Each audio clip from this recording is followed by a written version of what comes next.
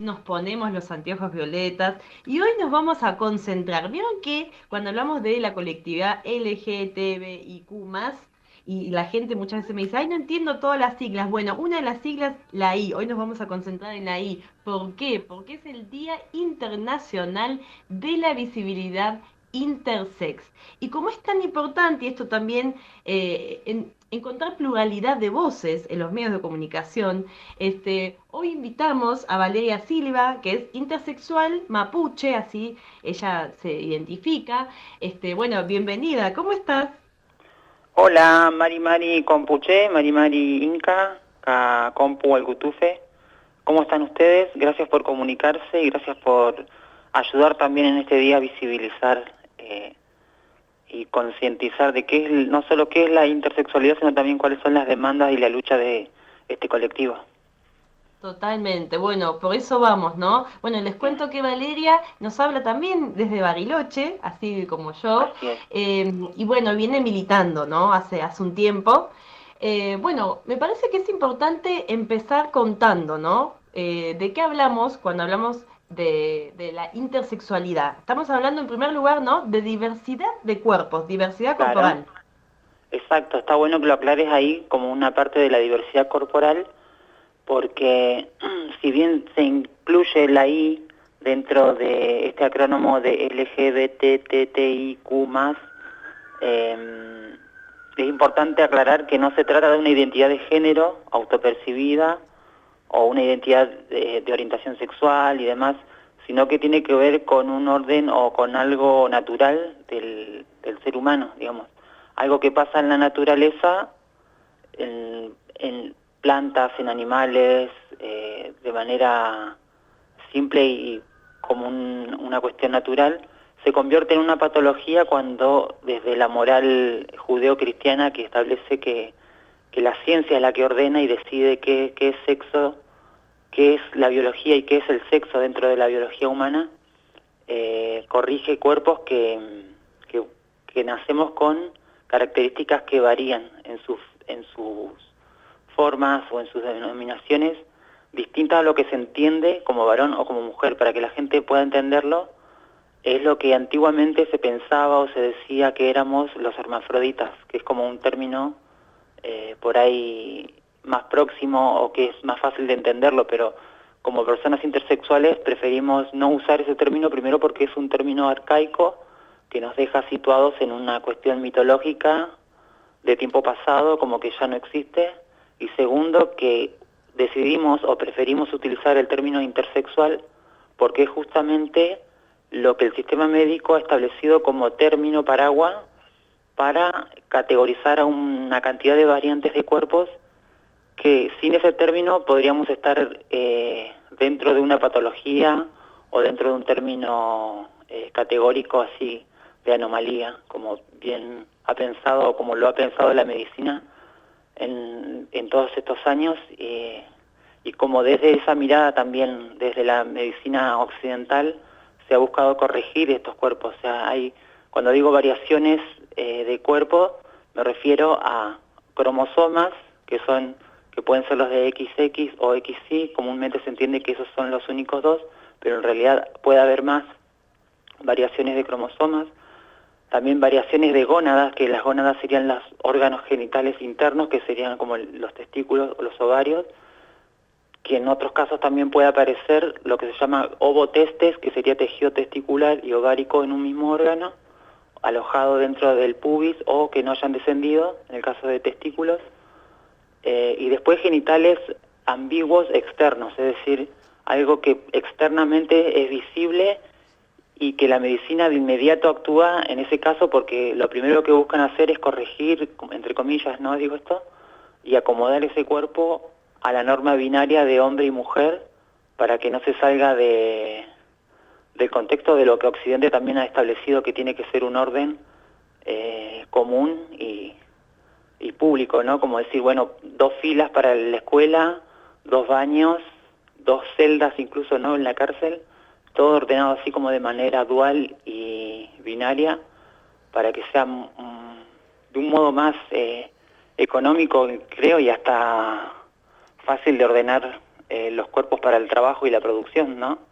Pero bueno, es un contexto también en el que políticamente podríamos seguir discutiendo cuestiones de la biología o lo que implica nacer con un cuerpo intersexual, pero en características de definición de lo que urgentemente pedimos las personas intersexuales es que se terminen con las modificaciones quirúrgicas que se hacen en bebés, que se hacen en los primeros meses de vida o en los primeros años de vida, con esta idea que decimos, ¿no?, de establecer que un cuerpo tiene que ser binario y que tiene que ser únicamente hombre o mujer y que no puede haber otra cosa, cuando en realidad justamente desde nuestra historia y desde nuestra vivencia notamos que cuando nos encontramos con personas intersexuales, entre personas intersexuales, vemos que no fueron necesarias esas intervenciones, no son urgentes como bien le dicen a nuestros padres para arrancarle el consentimiento, y que no son algo que a futuro sirvan, digamos, para el desarrollo y para la vida plena.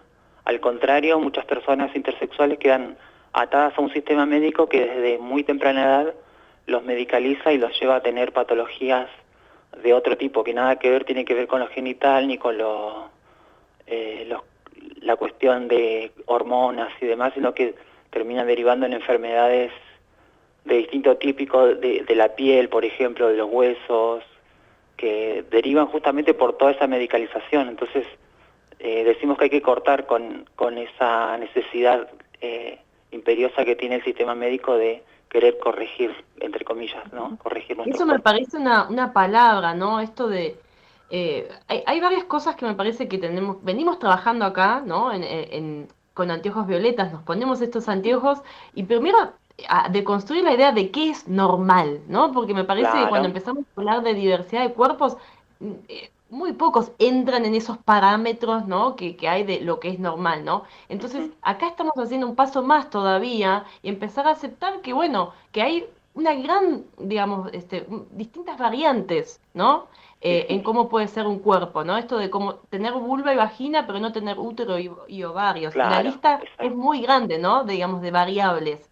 Sí, sí, Entonces, ampliar la mirada en eso. Entonces, el tema es corregir. Es tremenda esa palabra. Corregir un cuerpo significa claro. mutilar. Sí, sí, sí, tal cual. Y ¿Para como vos qué? decís, la palabra normal juega un rol específico acá porque desde siempre se busca normalizar los cuerpos. Nosotros como personas intersexuales decimos que a nosotres o a nosotras, nosotros como personas intersexuales, esa normalización es quirúrgica y médica, pero en el caso de las personas que no son intersexuales, esa normalización es inconsciente porque ya desde muy temprana edad también nos llevan a corregir nuestras actitudes, nuestros comportamientos. Si un nene llora, se le dice que un varón no llora. Si una nena juega a la pelota, se le dice que eso no es de nenas. Entonces como que todo el tiempo se busca corregir y modificar conductas para establecer que no se pueden salir de esa norma binaria del hombre y mujer, que no puede haber otra cosa más que eso, y nosotros como personas intersexuales somos la evidencia de que hay un sistema opresor que sigue trabajando con la complicidad y con el aval de los estados, porque son los propios estados los que dejan que el sistema médico siga decidiendo que un médico decida qué es el sexo de una persona, ¿no? Que cuando una persona nace se hace un protocolo de asignación de sexo y el médico determina si es hombre o mujer. O sea, la potestad de decidir la tiene un médico. Y en el caso de Ujú. de las personas intersexuales, ese médico también es el que decide si ese cuerpo se mutila o no en el caso de nuestros cuerpos. Y es por lo cual también sentimos que la lucha es grande, es contra un enemigo también poderoso, porque nosotros como personas intersex nos fuimos encontrando a través de los años y a través sobre todo de la última década quizás que fuimos tomando más contacto a través de las redes sociales y vemos que también hay varias luchas, ¿no?, por las cuales buscar este día y decir, bueno, a partir de acá empezamos a visibilizarnos y a partir de acá también cada uno, cada una, cada une busca de qué manera puede aportar a esa lucha. Ujú. Y Pero otra la cosa palabra también normal es preocupante. fuertísima. Y otra cuestión preocupante es que en muchos casos no saben qué intervención se le hizo, ¿no? Que, digamos, no está en Claro, ningún registro eso. exacto, porque no hay, en la mayoría de nuestros casos no tenemos acceso a nuestras historias clínicas. Se nos niega el acceso a la verdad, como decimos, en el caso de las personas que han sido tratadas médicamente de muy temprana edad, sobre todo en esos casos, si se encuentra la historia clínica, aparece toda tachada, borroneada, con tinte negro en muchas partes, porque también el sistema se trata de cubrir y busca que no queden evidencias de lo que se ha hecho también en estos cuerpos. Es fuerte y es difícil por ahí de entenderlo para la gente que es consciente incluso, ¿no? Yo veo que el feminismo también ha tenido así como una participación en los últimos años y ha visibilizado realidades, por ejemplo, lo que pasa en África con la mutilación genital de nenas por una cuestión religiosa, que se le corta el clítoris, pero no hay conciencia de que eso mismo está pasando o alguna una situación similar a esa y peor aún con mutilación completa de genitales está ocurriendo en bebés acá mismo, acá en hospitales donde se deriva a otros hospitales satélites donde se sigue mutilando sistemáticamente año a año y nos vamos enterando de casos a través de lo que está pasando en estos últimos años, ¿no? Que a pesar de tener una avanzada, de poder generar espacios de contención, incluso espacios interdisciplinarios dentro de hospitales grandes como los de Buenos Aires, siguen apareciendo esos casos y esos mismos hospitales que tienen un grupo interdisciplinario que advierte que no es necesario hacer eso, esos mismos hospitales se encargan de derivar esos casos a otros hospitales para que puedan hacer ese tipo de intervenciones y es lamentable porque no se está visibilizando algo que es urgente y como bien vos decías, no todos tenemos acceso a la verdad, a las historias clínicas, a lo que nos han hecho en el caso de las personas que le han hecho esas intervenciones y después también, bueno, en el caso de quienes no hemos pasado por eso, también tomar conciencia de cuál es nuestro rol o qué participación deberíamos tener en esta lucha, ¿no? Para visibilizar y dar cuenta de que no es necesario ese tipo de intervenciones. Que es una vida plena, digamos, que vos puedes hacer una vida plena, sana. Me parece que también hay otra cuestión de esto de corregir, que es no poder contar, ¿no? Claro. Sentir que algo está mal en vos y que no Ujú. puedes contar, que lo tenés que esconder y es tu identidad. El cuerpo también Sí. forma parte de nuestra identidad y eso me parece que es lo más duro y que es tan valioso lo que vos estás haciendo. Sí, bueno, el tema del secreto es como una cuestión también establecida por la medicina que a nuestros padres se les ha dicho, bueno, hay que mantener en secreto esto, no hay que decirle a nadie, incluso a las mismas personas intersex, no avisarle, no decirle que ha tenido una intervención, pero el cuerpo tiene memoria y las personas que han pasado eso también sienten cosas en su cuerpo y en sus emociones que las llevan a darse cuenta de que algo pasó en el cuerpo, ¿no? Y cuando van preguntando y viendo qué pasó, encuentran la verdad y después de esa verdad encontrar las palabras para poder decirlas también es muy difícil y es muy triste también incluso poder eh, encontrarte con pares y poder darte cuenta de un montón de realidades que desconoces hasta que no te encontrás con otra gente que tiene las mismas variaciones tuyas o las mismas características o similares, pero que en algunos casos han pasado por esas intervenciones y en otros casos, como el mío, no. Y, y encontrar las palabras para romper el silencio ese también es un paso fundamental porque no todas las personas intersexuales están dispuestas a visibilizarse justamente Ujú. porque es muy doloroso y cuesta mucho poder hablar de algo que dejó marcas en su cuerpo, en sus emociones, en su psiquis y que es muy doloroso incluso transitarlo como adultos porque sienten también que el cuerpo está atado a un sistema médico que además de corregirlos, que entre comillas digo corregirlos porque en realidad son mutilaciones, también después se ha ocupado de medicalizarlo y posteriormente seguir enfermando ese cuerpo con otras cuestiones que nada tienen que ver con esa cuestión natural que había nacido. Entonces es muy triste y a la vez fortalecedor para quienes deciden encontrarse y encontrarnos, porque ahí es donde también encontramos el abrazo, el cariño, el afecto y la fuerza para seguir adelante y convertir esta bronca o esta necesidad de de hacer justicia en una cuestión política, ¿no? Ahí es cuando nos convertimos en sujetos políticos y salimos a reclamar nuestros derechos. Totalmente. Otra cuestión también, vale, que ahí me, me sumo, te voy escuchando, ¿no? Esto de la importancia de que cada uno pueda ser quien es, ¿no? Eh, bueno, cuerpo libre, porque ahí vamos entonces Sí, justamente a esa transmutación, ¿no? Me parece tan importante que vos fuiste muy sabia, tus padres también en su momento, de aceptar cómo era tu cuerpo, ¿no? Y verte sana y que estabas bien, ¿no? Esto y ahí se vincula con este concepto de cuerpo libre. claro.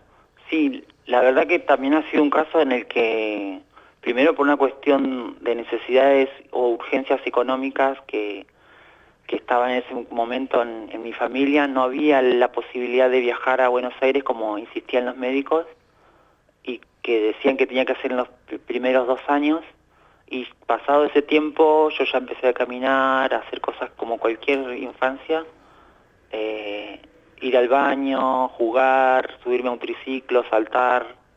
Entonces en ese tiempo, en los primeros 4 años, mis padres se dan cuenta de que quizás no era necesario y urgente una intervención quirúrgica. Y entonces dijeron, bueno, con temor y con dudas incluso, porque ellos también han tenido esos temores de decir, bueno, ¿qué va a pasar? Si nos va a reprochar algo por lo que no hicimos y todo, han sentido ese temor y esa incertidumbre de no saber qué va a pasar, porque para ellos también era una novedad y algo que no conocían hasta ese momento, y así todo decidieron dejarme crecer y dijeron, bueno, si el día de mañana Valeria se quiere cambiar el nombre y pasar a llamarse en forma de masculino, veremos qué hacemos, cómo acompañamos, qué cosas surjan, o si quiere quedarse así, y así todo pude crecer, pude sentir que más allá de que mi cuerpo era distinto, entender con los años de que había sido necesario esa decisión de mis padres de no intervenir, de dejarme crecer y empezar a valorar eso también con el correr de los años. Me di cuenta de que tenía una posibilidad que quizás muchos de mis pares no lo han tenido, y que por eso también primero tenía que celebrar para mí esa posibilidad de crecer libre, y segundo, tener también la posibilidad de convertir esta historia en una cuestión política, en decir, bueno, yo soy la evidencia de que acá no es necesaria una intervención, de que un cuerpo con estas características puede crecer, puede desarrollarse y puede sentir, puede gozar, puede Ujú. tener una plenitud como la de cualquier ser humano, con la persona que desee, no importa la orientación sexual que una persona elija, no importa cómo te definas, lo importante es que si vos tenés tus genitales, los puedas disfrutar, los puedas usar con quien quiera para sentir el placer de la manera que quieras, y que no necesariamente tengas que vivir esa situación de la mutilación genital, ¿no? Por eso nuestra lucha es eso, visibilizar también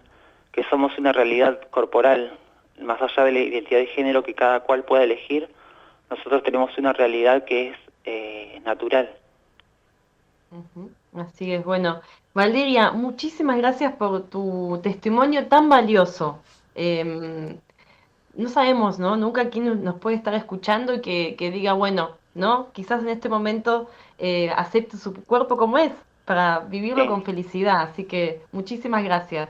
Yo, Sí, bueno, gracias a vos por el espacio, a ustedes, a la radio, y por último quería invitar a la gente a que se sume a una campaña que ya está surgiendo desde estos últimos años, un proyecto de ley de protección integral para las características sexuales, que impulsó y que unificó, digamos, criterios ahí Mauro Cabral y el colectivo que él dirige, que es Justicia Intersex. Después nos hemos ido sumando distintos activistas independientes, otros que estaban en agrupaciones. Yo estoy en Potencia Intersex, ahí pueden buscarnos en las redes como Potencia Intersex, enterarse también del proyecto de ley, difundirlo y ayudarnos a visibilizar la realidad de las personas intersexuales y la urgencia para que se termine con estas prácticas médicas que son mutilantes, ¿no? Principalmente eso, y después todas las demandas que también surgen desde el colectivo, como el acceso a la verdad, el acceso a la justicia, una reparación histórica para las personas que han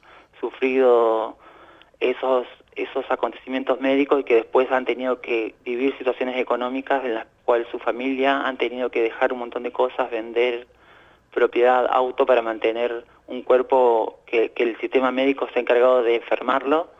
Esa reparación histórica también creemos que es necesaria, entonces hay varios tipos de reclamos y para eso necesitamos que apoyen el proyecto de ley que se llama Proyecto de Protección Integral de las Características Sexuales. Lo pueden buscar ahí en Justicia Intersex o en Potencia Intersex para difundirlo. Así que gracias a vos y al espacio. Te invitamos en otra ocasión a charlar sobre el proyecto, porque venimos Dale, también haciendo esto. Damos seguimos en suerte en nuestros contacto. subes, ¿eh? No, Vienen está a contar bueno. el proyecto y después sale, ¿o no, Pilo? Sí, sale. No, saludar primero a Valeria. ¿Cómo te va? Un gusto. Gracias, ¿qué tal? Bien, Buenas bien. tardes. No, te escuchaba con suma atención y la importancia, porque decía recién Inca, bueno, no sabemos cuánta gente nos escucha, y este es un mensaje fundamentalmente lo que decía Valeria, me parece a mí, fundamentalmente es para los padres, y sabios los padres de Valeria, realmente, porque el problema acá es el protocolo médico, que ellos le dicen al padre y a la madre, bueno, acá hay que tomar una decisión para acá, para allá, pero Claro, lo que no sabe el médico y también en los padres y el papá y la mamá entran en duda, en crisis, lo que no se sabe cómo se va a sentir ese bebé en ese momento exacto. cuando crezca, y en este caso sabio Sí, lo que decidieron tus padres, no fueron a Buenos Aires, no importa la índole, si claro. era económica o qué, pero fue sabia la Ujú, decisión. Y este es un mensaje totalmente. para papá y mamá, Sí. el día de mañana. Así que por eso te escuché con atención, no te quería interrumpir, pero quería agregar esto. Así que ha sido un gusto escucharte, ¿vale? Y bueno, seguí adelante y contá con nosotros. Dale, cualquier cosa seguimos en contacto para difundir el proyecto de ley y bueno, seguimos Bien. activando y visibilizando esta lucha que es importante y que es urgente también. Ujú.